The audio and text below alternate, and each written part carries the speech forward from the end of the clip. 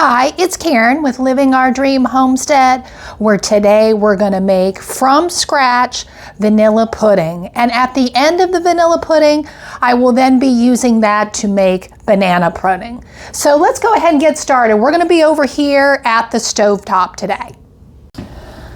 Here's the saucepan. We need to use a medium size saucepan for the vanilla pudding. In this saucepan, I have 1 cup of granulated cane sugar, a 1/4 cup of cornstarch, 2 tablespoons of all-purpose flour, and a 1/4 teaspoon of salt, which I've already used a whisk and I've whisked it together.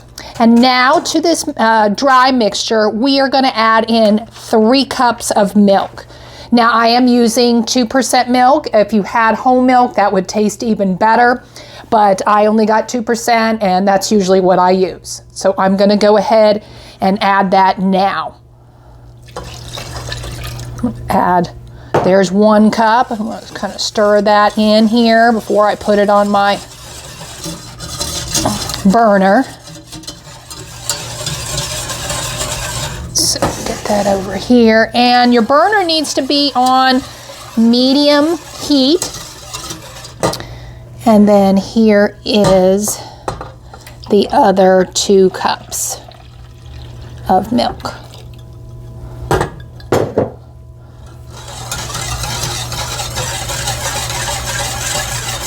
And now we're going to need to go ahead and stir constantly over medium heat until thick and bubbly.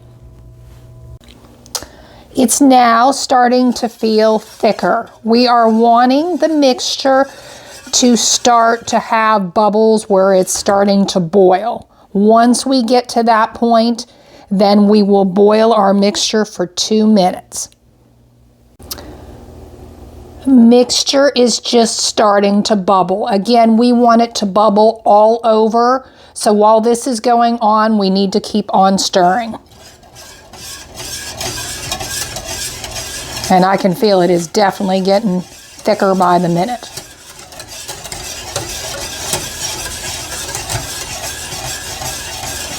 I'll keep on stirring until it can bubble all the way over.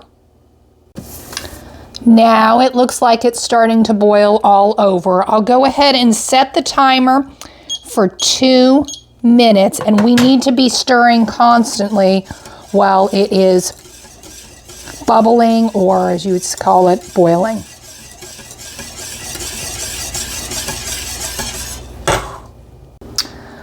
I have removed it from the heat after it boiled for 2 minutes. Now we're going to go ahead and take a separate bowl, and I got one right here, and we are going to put in 5 egg yolks. And I went ahead and already beat up the egg yolks here.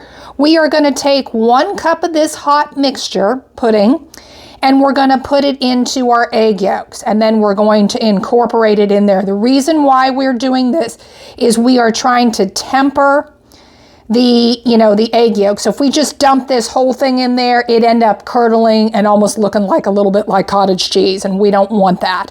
So I'll go ahead and pour out a cup of this and put that cup in here. And then I'll show you what's next. Here's my cup of the pudding, and I'm going to go ahead and put it slowly into my egg yolks and try to, like I said, slowly incorporate it and mix it up. Again, we're just trying to temper it so that it's not lumpy. It's a beautiful, I guess you call that like an orange color. I'll go ahead and dump in the rest.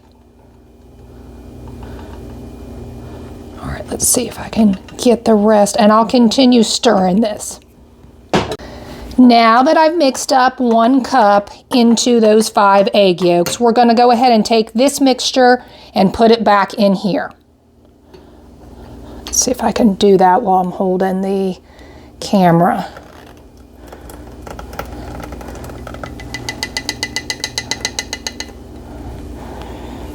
Okay, and we're going to go ahead and stir that in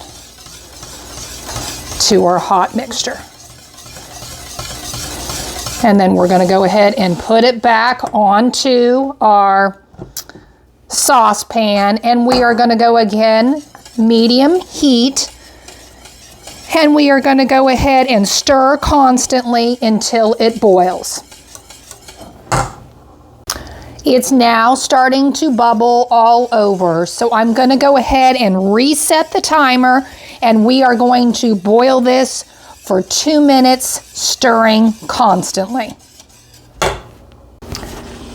Now that it has boiled another 2 minutes, we are going to take it off the stove, and we are going to put in 3 tablespoons of unsalted butter that I have right here. And now I'm going to go ahead and put in a teaspoon of vanilla extract, pure.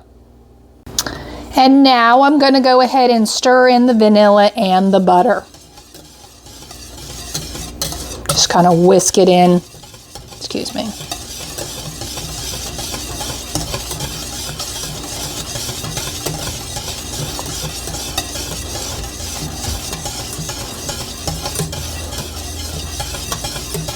Just trying to get that butter all melted in there,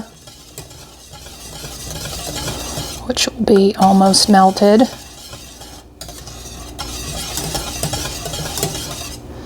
All right, that looks pretty good. Now you have made from scratch homemade vanilla pudding. Now, if you don't want to make the banana pudding, you could just put this into bowls and serve it warm to people. I'd definitely let it cool down so we don't, as they say, burn a tongue. Or you could chill the pudding if you wanted to eat it cold. I'm going to go ahead and show you how I use the vanilla pudding to make banana pudding right now. Here's the vanilla pudding. It's all done there.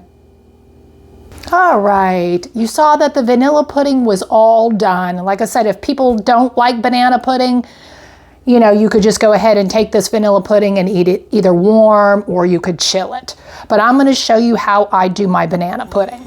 Now, again, usually when I make this for my husband, I honestly don't usually make my own vanilla wafers. We actually use the Nilla wafers, and I put that down, and then I put this and layer it with the bananas, etc.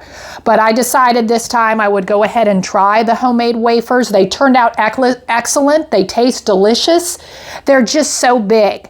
So I'm taking the vanilla wafers, the homemade ones, the one where I put the recipe on yesterday, and I cut it up into 4 pieces, and I just used a sharp knife to go ahead and cut it, and I'm going to go ahead and layer it that way. So what I usually do is I get a bowl, and this bowl's pretty big, but or you can get a medium-sized bowl, and I'm going to go ahead and put the cookies down here, the 4 pieces, and I'm going to put that in there. And I think I'm going to go ahead and I'll cut up another one and put that down there as well. Again, if the cookies were a little bit smaller, you could put more in the bottom. So I fill it with that first, and then I go ahead and I cut up about 4 bananas. Now you could do even more, or you could even do less if you don't like that many bananas. Now I have already taken fresh lemon juice and I've squeezed it over the bananas. You can do it, or you don't have to. If you do it, it ends up making it so the bananas don't turn dark, which there's nothing wrong if they turn dark. So I'm gonna go ahead and just kind of dump a couple of the bananas here on the bottom. And again, however you want to slice them. And then I'm gonna go ahead and take some of this vanilla pudding and put that over top of our wafers and our bananas. Kind of smooth it in here, like so. And now I'm going to just keep on go ahead and repeating until we're all the way up at the tippy top. Here is where I broke up the cookie a little bit more. Instead of cutting it 4 times, so you're actually cutting it twice to get 4 pieces. I'm actually broke it up a little bit more so that it could cover more of the pudding area if in the smaller pieces. And I'll keep on working on this. If you like what you're seeing today, please hit the subscribe button down below. Now the banana pudding is all done. You can decorate however you like. If you have fresh whipping cream, you could whip that, and you could put a dollop in the center and put a couple of bananas, and that would look very enticing for your guest or your family. Now it needs to go ahead and be put in the refrigerator to chill for several hours, or you can chill it overnight. The banana pudding is all done. It's been chilling about 2-3 hours in the refrigerator, and I thought I would go ahead and try some. I haven't had banana pudding in, well, my goodness, it's been about 12 years. That's been 12 years since when I had the corn allergy. I never did eat the vanilla wafers except for, like I said, maybe about 12 years ago is the last time I had the store-bought vanilla wafers. I always made this pudding for my family, the banana pudding, but I never did eat it because I couldn't find a cookie out there that didn't have corn in it. But now, since I was able to make the homemade vanilla cookies, wafer cookies, I'm able to go ahead and hopefully enjoy some banana pudding. So let's go ahead and try it. Now, if you had some whipping cream, that would be great because you could whip some of that and put a little bit on top. But let's go ahead and try it here. Try to get a banana there.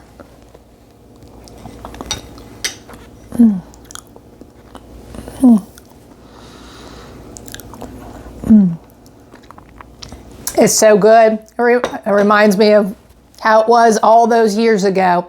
It is delicious. And of course, this one is all natural. It doesn't have any artificial ingredients. So it's better for you, even though, as you know, with the egg yolks, those are maybe not as good, you know, for your health. But you always want to have a different special treat sometimes. Well, thank you for watching. This was Karen with Living Our Dream Homestead, and I hope you have a good day.